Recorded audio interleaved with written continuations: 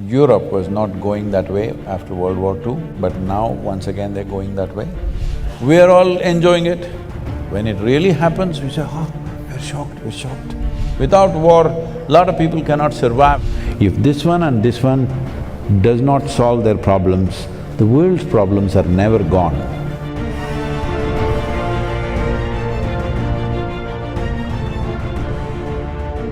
What I consider perhaps even symbolically, like a symbolic message that one of the most fertile, perhaps the most fertile soil on the earth is now in a country which is now in war, in Ukraine.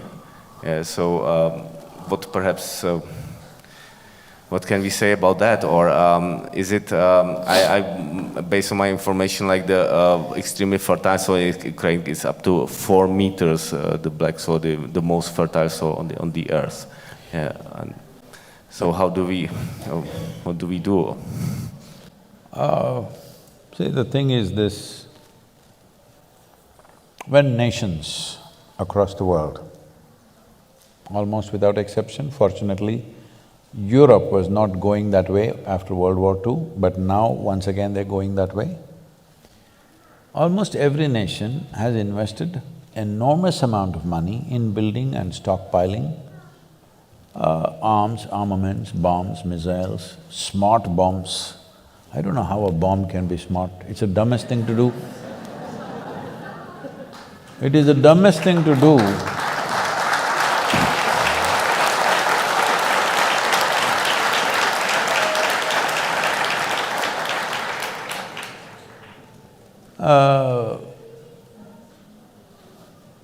See, at least if I pick a fight with you with a sword or a stick or something, there is some crude animalistic pleasure attached to it. 1,000 people are sitting here, you just drop a bomb, all of them died. I don't know what is smart about that. I cannot understand this. But they are talking about smart bombs, where they're saying from 2 miles in the sky, they can drop the bomb into your house through the window. They're very proud of this. So this is not one nation, across the world, all right?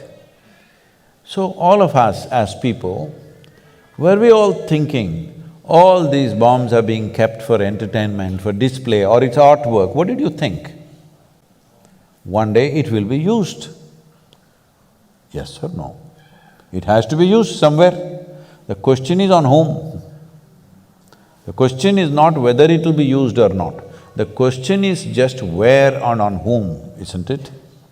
So when it is piling up, we are all okay with it. In every movie, there is no movie without a bomb or at least a smashed face. We are all enjoying it. When it really happens, we say, oh, we're shocked, we're shocked.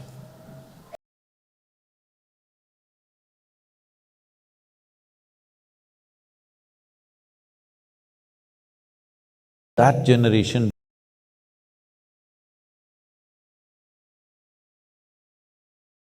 how we do our life is our life, isn't it? So, wars are almost inevitable because economies are built on war.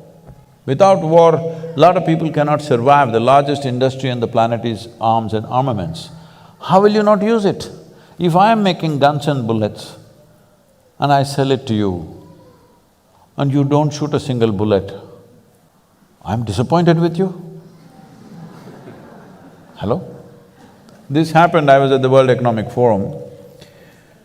At that time, the Sudanese war was going on, terrible war. Over 2,600,000 people died, out of which 50% were children below 6 years of age.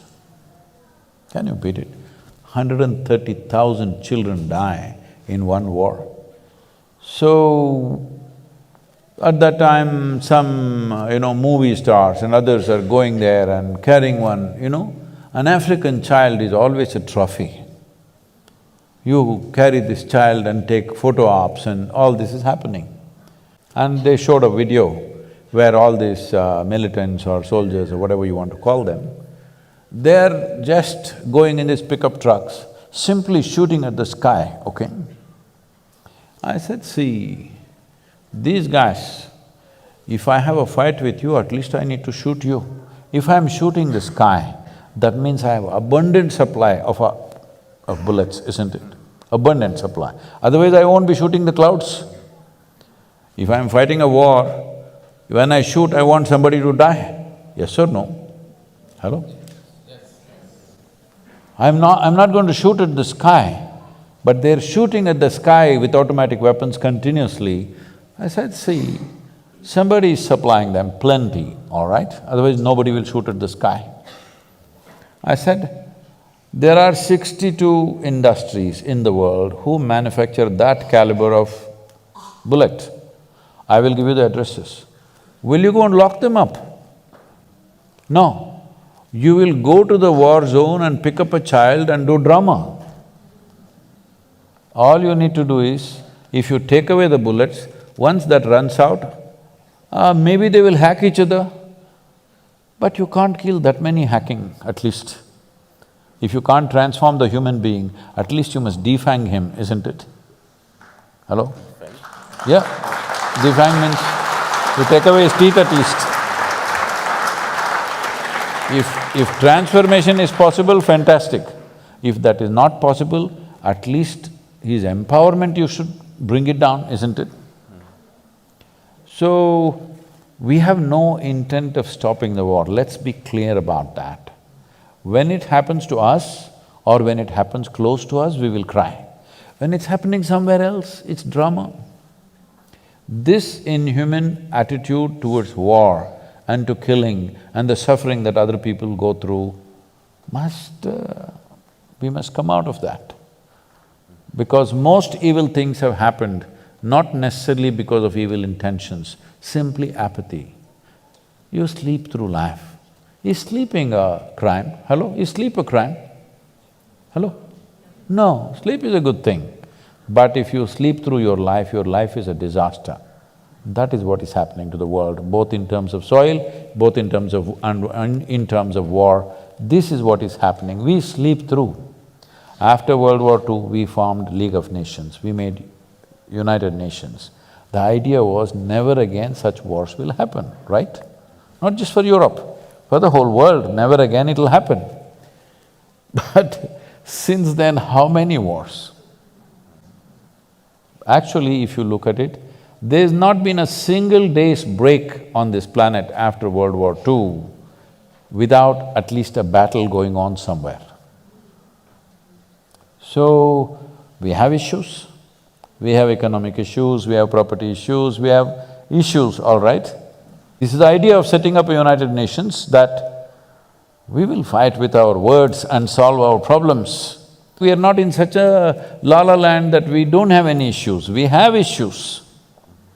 We genuinely have issues, isn't it? That two sets of people believe this is it, that is it, there. But this is the idea of setting up a platform which would solve problems. What has happened?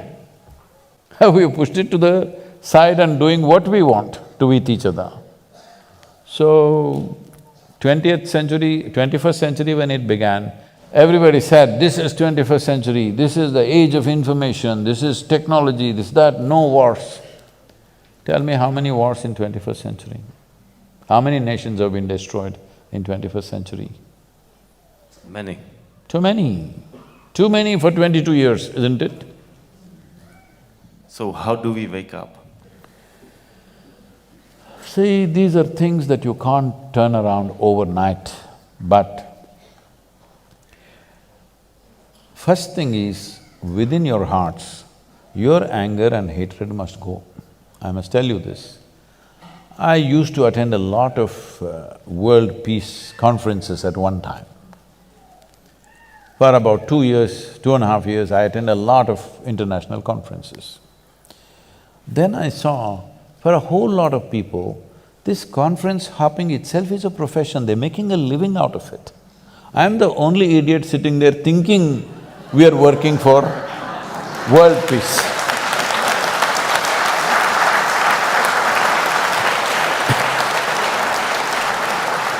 So I was in a very prominent conference, 42 Nobel laureates were participating and a few heads of state and all that stuff.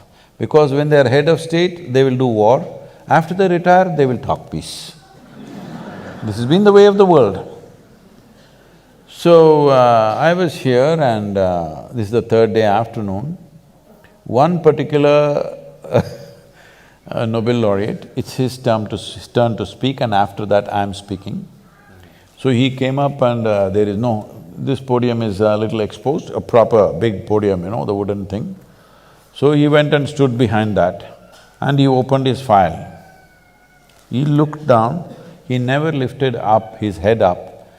He read 42 pages. And I was sitting in the front row trying to grasp every word. I'm watching every page. 42 pages he flipped. Then I look around, the hall is absolutely peaceful. Because everybody, except the security and a few staff who are standing, everybody has fallen asleep.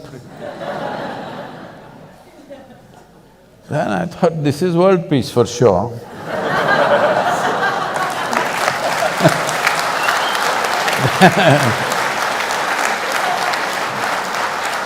Then my turn to speak came and I said, see, in the last 3 days I've heard so many bombastic speeches about creating world peace.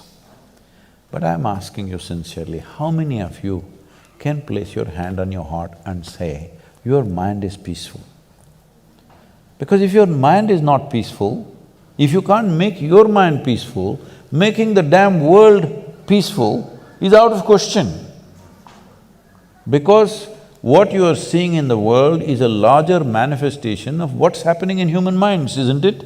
If there are no human beings on this planet, world is peaceful, isn't it?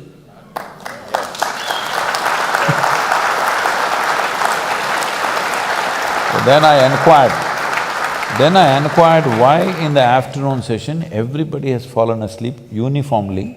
There was a certain unity about it, except me and a reader, he's not a speaker, a reader.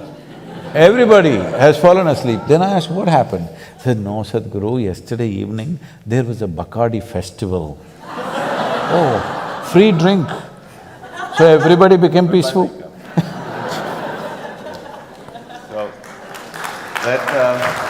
That was the last World Peace Conference I went to. So let us make the wish to make our minds peaceful globally, and I think Olga wants to… No, this is the whole thing. We can't make everybody's mind peaceful. You can make yours peaceful, I can make mine peaceful, she can make hers peaceful, this is the only way it works. This is the problem. We talk about a world, we talk about a society, we talk about a humanity. No, all these are just vocabulary. There are only human beings. If this one and this one does not solve their problems, the world's problems are never gone. It will manifest in so many ways.